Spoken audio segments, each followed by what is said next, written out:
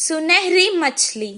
एक दिन समुंदर से एक मछली तीरते तीरते तालाब आ गई। वो बहुत अनोखी थी।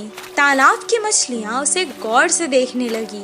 उसी वक्त एक मछुआरा वहाँ तालाब की मछलियाँ पकड़ने आया। तालाब के मछलियों को शिकारी के बारे में पता था। जैसे ही उसने जाल डाला, सारी मछलियाँ तुरंत वहाँ से भाग गई और ये सुनहरी मछली जाल में फंस गई। मछुआरे ने कहा, ये मछली तो कितनी बड़ी है, इसे मैं घर ले जाकर छोटे छोटे टुकड़े कर कर सुखा कर बहुत दिन तक खा सकता हूँ। ओ मछुआरे, मुझे मत मारो, मैं तुम्हारी मदद कर सकती हूँ। मछली की बातें सुनकर, अरे ये मछली तो बात भी कर सकती है, बताओ तुम मेरी क्या मदद कर सकती हो?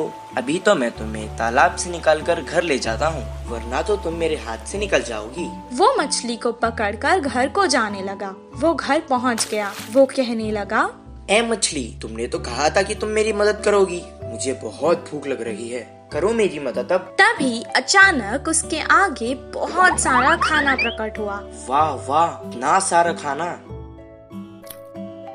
मैं तो तुम्हें यहाँ मारने लाया था, तुमने तो जादू ही कर दिया। इतना सारा खाना मुझे तुमने दिया, अब तो तुम मेरी सबसे अच्छी दोस्त हो। दोनों खुशी खुशी रहने लगे। एक दिन वो बहुत उदास था। मछली ने उसे देखा। क्या हुआ दोस्त, आज तुम बहुत उदास लग रहे हो। अब से तुम्हें मैं कभी नुकसान नहीं पहुँचाऊंगा। मेरी उम्र के बच्चे सभी पाठशाला जाते हैं, मुझे भी पढ़ना पसंद है, पर हर रोज मैं जाल लेकर मछली पकड़ने जाता हूँ। तुम पाठशाला क्यों नहीं जाते? मुझे पढ़ना पसंद है, पर मुझे कुछ याद नहीं रहता, इसीलिए मछली पकड़ने के काम पर लगा दिया। मैं तुम्हें एक उपाय बताऊं? मुझे तुम अपने कान तक ले जाओ। मैं तुम्हें एक मंत्र बताऊंगी, उसे पढ़ने से तुम्हें सब कुछ याद रहेगा और तुम अपनी कक्षा में सबसे अव्वल आओगे। तुम्हारी सब प्रशंसा करेंगे। अच्छा, बताओ। मछली ने उसके कान में एक मंत्र बताया। उसके बाद से जैसे उसने कहा था वैसे ही हुआ। मछली दोस्त, मैं बहुत खुश हूँ। अब मुझे तालाब की बहुत याद आ रही है। चलो हम दोनों तालाब चलते हैं। वो दोनों तालाब के पास चले गए। मछली ने उसे अपने ऊपर बैठा लिया और बहुत जल्दी जल्दी तैरने लगी।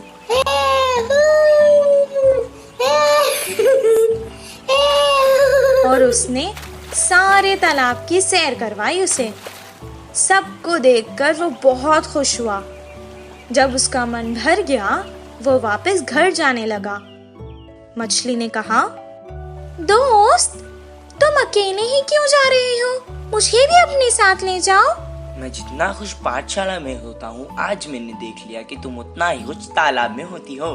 मैं तुम्हें तुम्हारी खुशी से दूर नहीं कर सकता, इसीलिए मैं तुम्हें यहाँ छोड़कर जा रहा हूँ। मैं वापस जरूर आऊँगा दोस्त। इस कहानी से हमें ये शिक्षा मिलती है कि जिस काम में हमें खुशी मिलती है वही काम करना चाहिए और जहाँ रहने में खुशी होती है वही रहना चाहिए।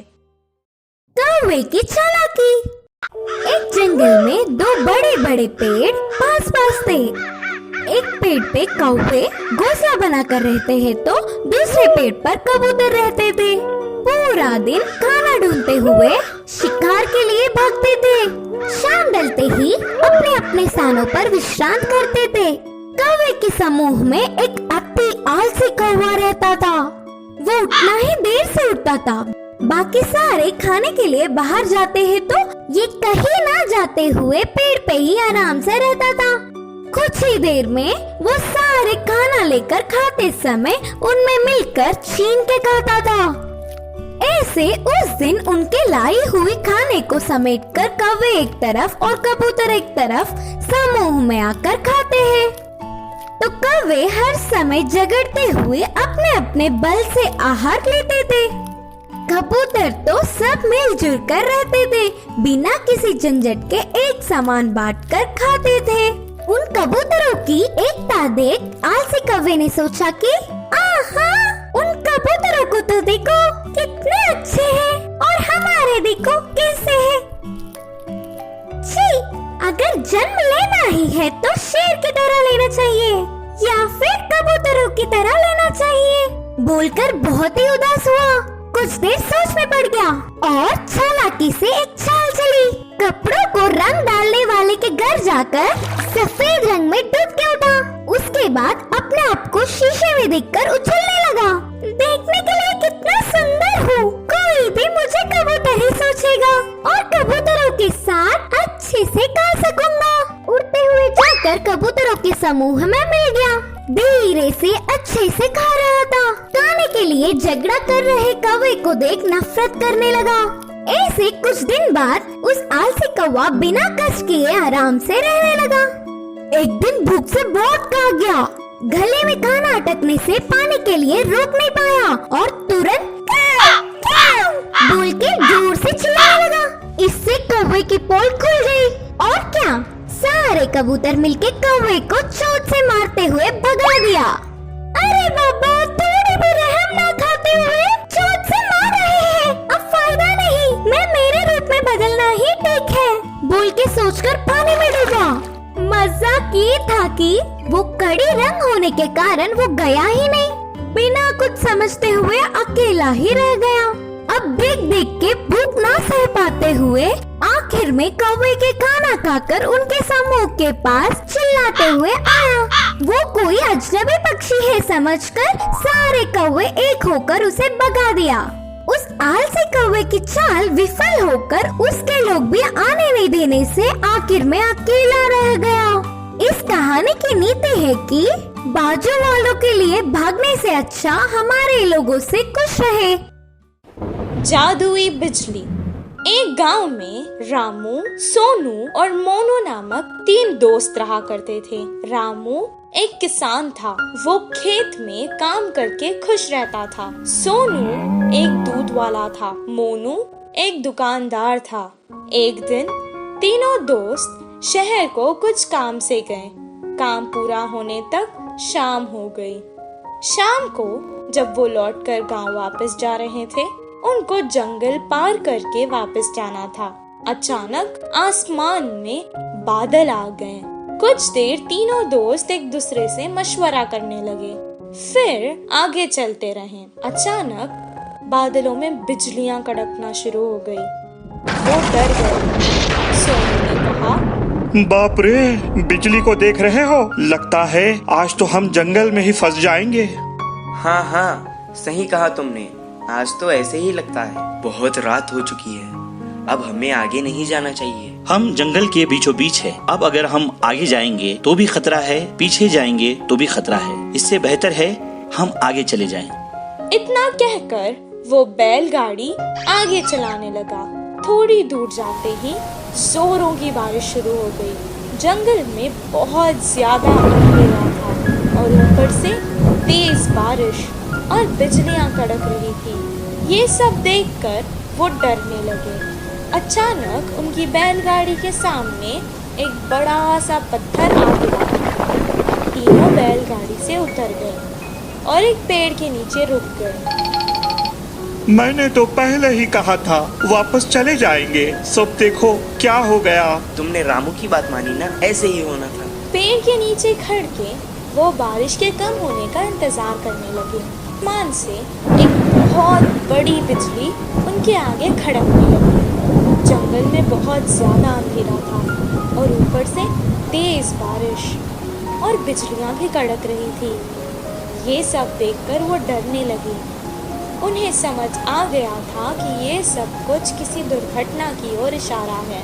मुझे लगता है कि भगवान में से हम तीनों में किसी एक को सजा देना चाहता है। अब पता नहीं वो हम तीनों में से कौन है। ऐसा ना हो, मुझे लगता है भगवान हम में से किसी पापी को सजा देना चाहता है। अब पता नहीं वो हम तीनों में से कौन है। ऐसा ना हो किसी एक के कारण हम तीनों को सजा मिले। मैंने आज तक कोई पाप नहीं किया। मैं जाकर उस बिजली के आगे खड़ा हो जाता हूँ। अगर मैं पापी हूँ तो मुझे सजा मिलेगी। जैसा उसने कहा था उसे कुछ नहीं हुआ।